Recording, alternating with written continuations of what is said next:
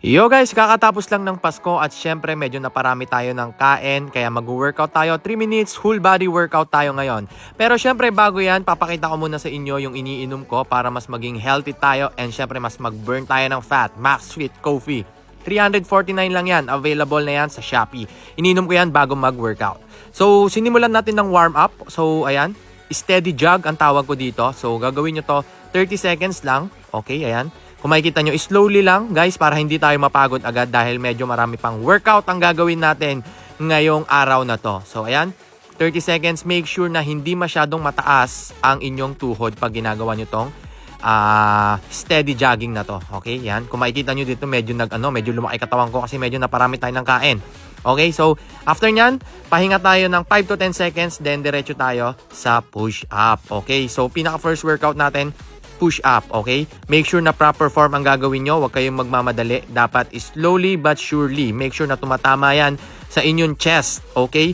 Itong workout na to pwede sa babae at pwede rin sa lalaki. So kung hindi mo kayang mag-push up, okay, gagawin mo tong pangalawang papakita ko. Ayan, ilalagay mo, itutukod mo yung tuhod mo tapos tsaka mo gawin yung push up. Mas madali to.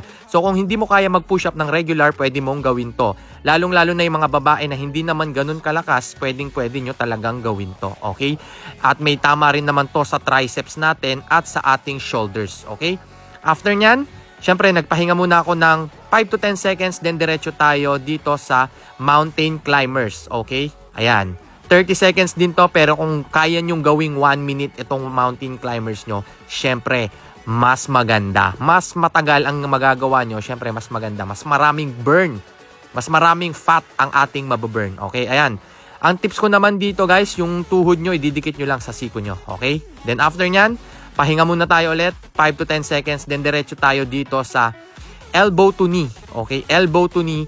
Ayan o, kung makikita nyo dyan, etong etong ginagawa ko, ang target area nito sa ating core, sa may ating tiyan. Okay? 10 repetitions yan. Make sure na gagawin nyo tong workout na to, 4 na ulit lahat. Okay? Tapos naglagay ako dito sa aking tiyan ng pampahigpit para syempre mas maraming burn ang mapunta sa ating tiyan. Yan. So pahinga ulit. Then etong next workout natin para sa mga love handles natin. Okay? Ilagay mo yung kamay mo dun sa tenga mo. Kung hindi mo kaya yon, medyo nawawalan ka ng balance, pwede mong gawin tong itaas ang iyong kamay.